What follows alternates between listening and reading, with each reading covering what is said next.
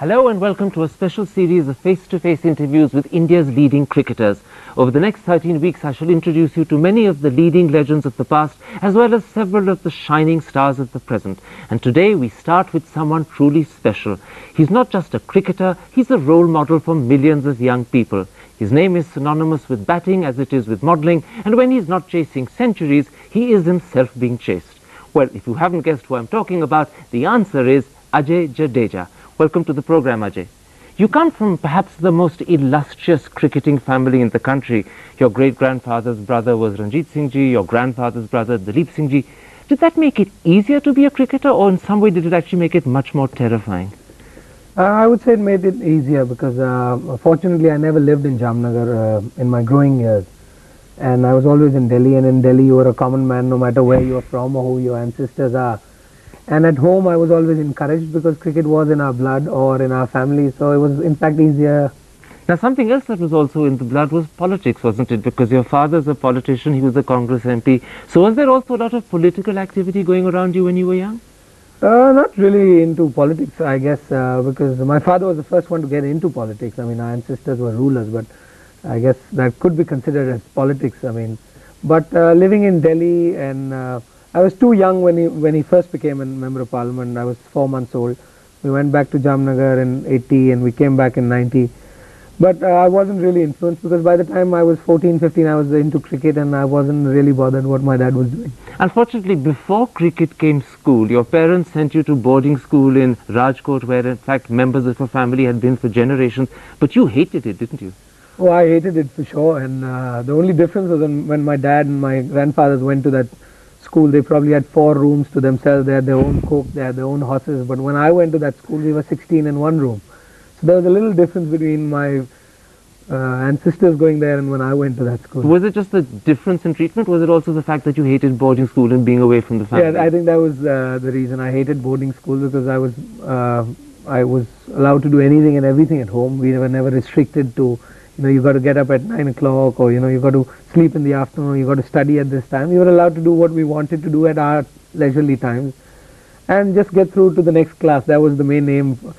That was told to me by my dad, that as long as you pass, you can do what you want. Now, in fact, when you came back, they put you in school in Delhi at the Bharatiya Vidya Bhavan, but you found a very clever way of avoiding going to classes, didn't you? Not clever way of avoiding going to classes. I didn't go to school for about 2 months. My mom used to drop me to the bus stand. She would see the school bus coming and she would walk back home, and I would wait. I'd get behind the bushes and let the school bus leave, and then I would carry on, go roaming around Delhi, and that's how I probably know all the streets in Delhi. And in fact, that was the time when you got into terrible trouble in your 6th class. The exams came, yeah, and you didn't pass. I didn't go for the exams because my parents didn't even know. They thought I was going to school every day until they realized when I think my dad went to school and the report card it hadn't got home. So he went to school to find out what happened, how's he doing in the semester exams, and that's when they told him. We thought he wasn't well because he hasn't come to school for a couple of months. What did your father say? He didn't say anything. Only thing he was concerned about, where have you been going, because he was a little worried, and he thought I was into wrong company or something, because I hadn't been to school for 2 months. And later he realized I used to spend a lot of time at National Stadium. I'd go and sit there, watch people play. In fact, you were there almost every day for 6 hours a day, is that right? I mean, I used to go for practice after I was caught. Then when my dad said, if you want to go there, why don't you go there after school? And then we met Mr. Gurchan Singh on a tour with the parliamentarians. They went on a cricket tour to Gwalior. He was the coach at the National Stadium at the time? He was the coach at the National Stadium, and it happened to be then we were on a tour to Gwalior with the parliamentarian team, and I was traveling with my dad because he took me along, and that's when I met him, and he said, why don't you come and join the classes and start playing cricket? I mean, I was playing cricket, but it wasn't that serious. And was that when the ambition to be a national cricketer was actually born? I guess ambition started even before that, when we saw the '83 World Cup, and I was fortunate enough to be in England that time with my dad. And we saw India win the World Cup, and every kid, I guess, in that time wanted to become a cricketer. Now, in fact, Mr. Gurcharan Singh wasn't just the coach, he was also the person who helped you out when you got into trouble and failed the exams. He helped you get into your new school, didn't he? Yeah, that's right. I think I would have never got into Sardar Patel, and I must thank my stars that I changed from wherever I was and went to Sardar Patel, and I think that really changed my life. and I started enjoying that school, which was very rare. I never liked any school The because studies improved as well? studies improved as well. I mean, not drastically, but they improved a little. But the atmosphere was so great. I mean, there was a time that I would come back from an under 15 tour at 10 o'clock, and but 11 o'clock I'll be at the school. I mean, it was that great. I had such a great time in that school because you were allowed to do what you wanted. Not just me as a cricketer. I mean, cricket was probably we were allowed to do more things than the others. But I mean, my classmates now, somebody's a photographer, somebody's a dancer, somebody's working with a telecom company abroad. So we were all allowed to do the things we like to do. In fact, the That's great best thing one. about that particular school was that was the place where Kapil saw you for the first time and in fact chose you for the Haryana team, wasn't it? Well, I was playing for school. That's the time. Do you remember that first meeting with Kapil? I remember Kapil Dev from '83 World Cup as well, and But then he was a distant hero. What about when he came to school and saw you and chose you for Haryana? Do you remember how that happened? it actually happened at National Stadium. I mean, we were playing for our school, and he used to come there regularly. He started coming to National Stadium, I think, around '85, and he used to come and practice there. And then Maninder Singh was playing with him, and Gursharan Singh used to play for India, and they probably had talked about me. And then he saw me play, and then one fine day he offered me at National Stadium, saying that would you like to come and play a match? So I thought it must be some game here, there, or X, Y, Z. And I asked him where, what. So he says, no, you go and ask your parents if it's okay, you want to come and play. So then I said, I don't have to ask them. I mean, Kapil Dev is asking you to play a game, and what else can you ask for? So he said, no, ask your parents, ask your coach. So I went up to Gurcharan Singh sir and I asked him, sir, is it okay to go and play with him? He says, it's okay, go play wherever, as long as you're playing cricket, it doesn't matter where you're playing. And after that, in fact, you did a lot of first-class playing, and particularly in all the trophies. There was a particular Wills Trophy in Jamnagar where, in fact, you went on to get the man of the match. But in fact, you got it for the wrong reasons, I gather. I must say you've done a great research somewhere. Yes, it was in Jamnagar. We were playing a Wills Trophy game. This was just before I got selected for India for the first time, and this game was in Jamnagar. I scored about 68 or something, and Ravi Shastri had picked up 5 wickets and scored 20-30 runs as well. So in the evening when they were announcing the man of the match, I mean, Ravi almost got up from his chair expecting that he's going to be man of the match, but so happened it had to be in Jamnagar, and they couldn't overlook Ajay Jadeja's Absolutely, they'd have been in 68. terrible trouble. Now, you got chosen to play for India for the first time in the Sharjah tournament in 1990 when you replaced Atul Wasan, but sadly you didn't actually get to play on that occasion. Was that frustrating? No, not really. It wasn't that sad, as sad as you make it sound, but it was in fact great because I was only in school. I was in the 12th standard.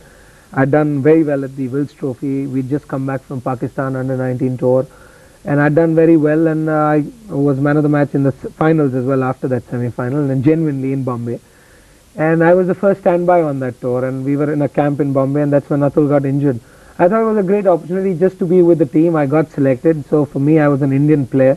Being selected was Being enough at that selected stage. was more than, I mean, I still remember, I still haven't got paid for that tournament. Probably Atul's got the check, and he's not even told the board that he wasn't on the tour. Now, in fact, a lot of the times in the early years, in fact, it seemed you were being selected as a replacement. You replaced Ravi Shastri at the 92 World Cup, you replaced Sidhu and W.V. Raman at the 94 Hero Cup.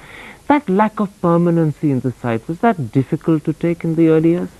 It was difficult, but I mean, difficult for me. But if I look at it now, it was okay because they were better players. They'd been playing for long. They'd done well, and for any youngster to break in, you've got to get an opportunity. So I think I was fortunate enough to get these opportunities. Somebody got injured sometime or the other, so I would at least get a couple of games, do well or not do well, and I kept coming back. I think that was more important. What about the fact that they kept shuffling your batting order around? Sometimes like a game of snakes of ladders, you seem to go up and down the batting order. I guess I had to find a place in the team somewhere, and I was fortunate enough that they could pick me to play at 6, 5, 4 or open.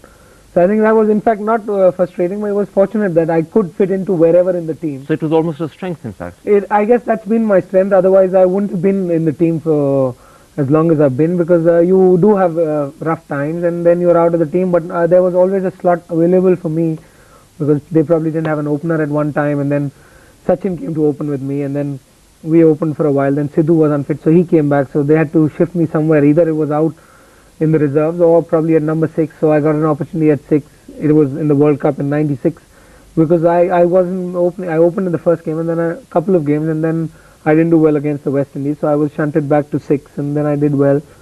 So while they were in fact moving you around the checkerboard, there used to be loads of articles in the early 90s that maybe Ajay's concentration sometimes lapses when he's got to 30 and 40 because you didn't seem to get as many centuries as people thought. And then suddenly, in 93, you began getting double centuries and more in the Duleep Trophy.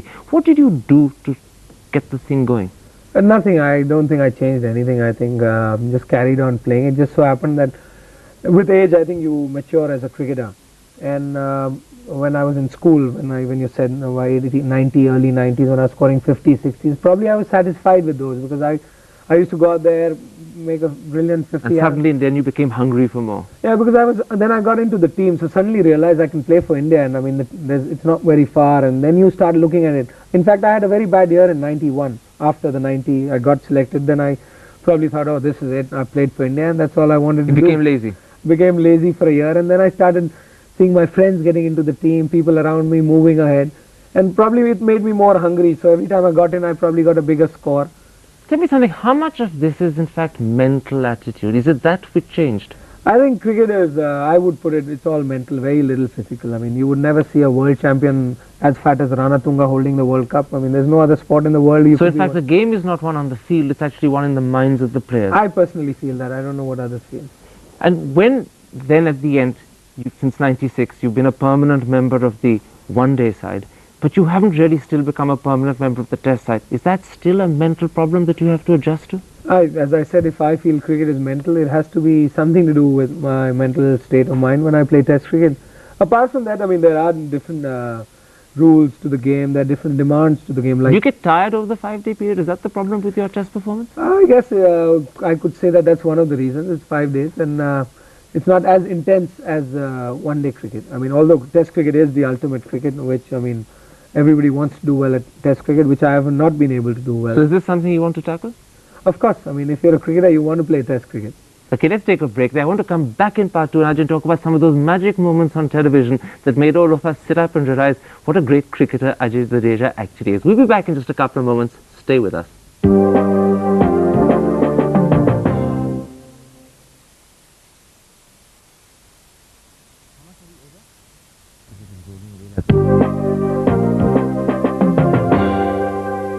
Welcome back. My guest is Ajay Jadeja.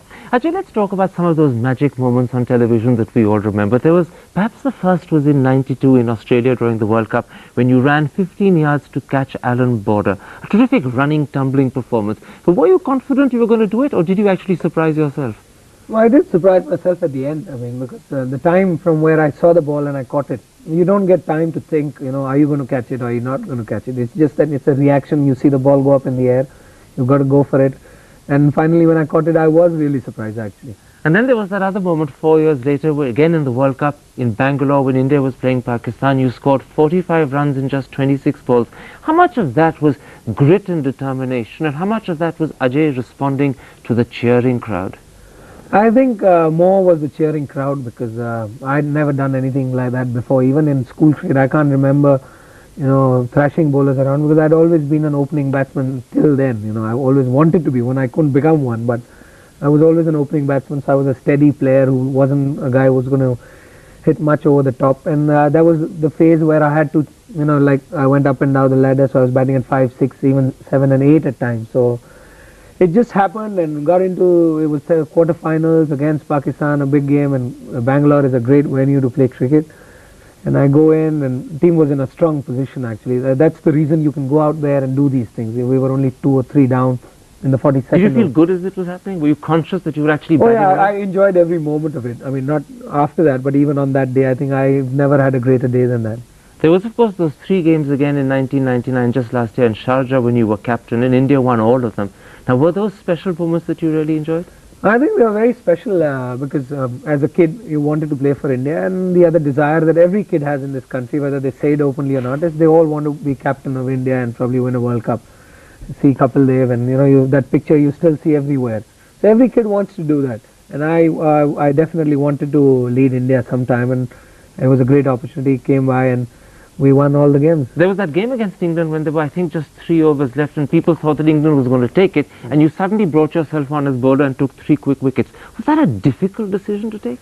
Not at that moment, but if somebody asked me would I do that again, I would never do that again, because with so many things around, because there was 4 overs to go, 3 overs to go, and we had 2 overs of our main bowlers, and then we only had 1 over. Somebody had to bowl that over, and we discussed with amongst ourselves, and we said, look, if you guys bowl 2 overs and probably the last over will have 5 runs, and there's no way a irregular bowler will be able to stop those 5 runs, but maybe this time we can bowl with 5 runs, and you could even stop 4 runs in last over.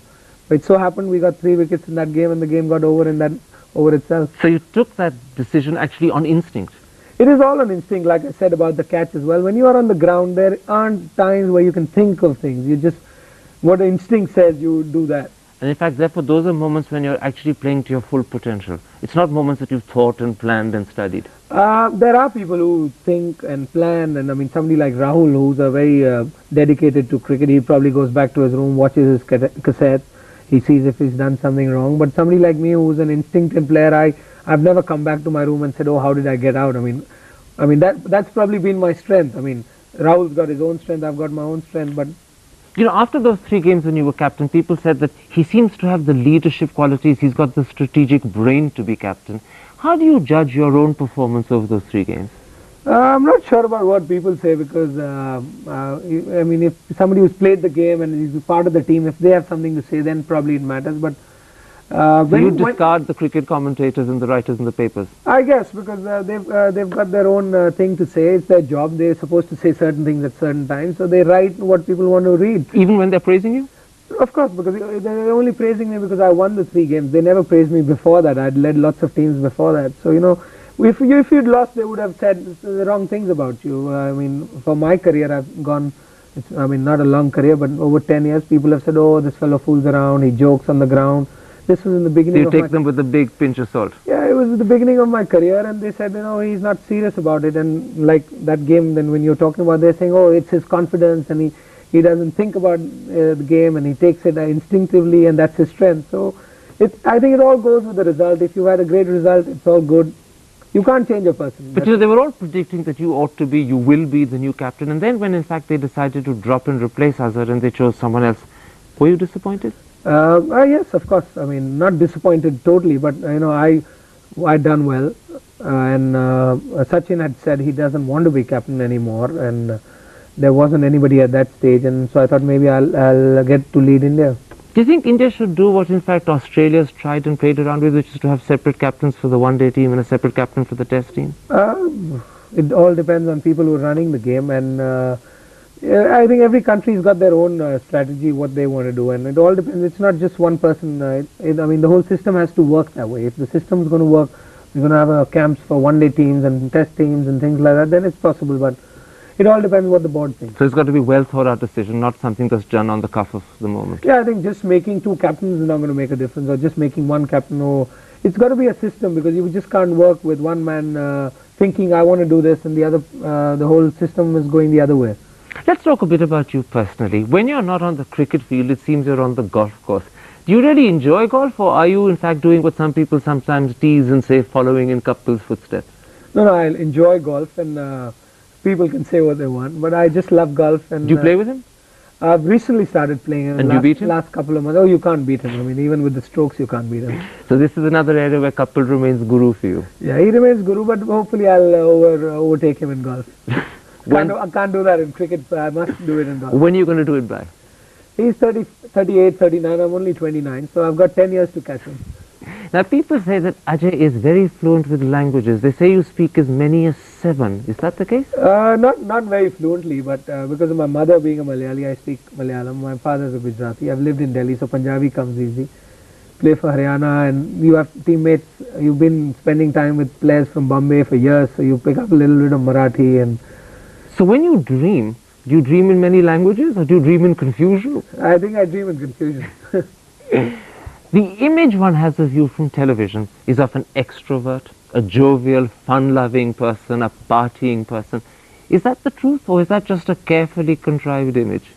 No, I guess partly truth, partly contrived image or whatever, because you go through phases. I mean, I was a party person. I used to be out 5 nights a week till about a couple of years ago.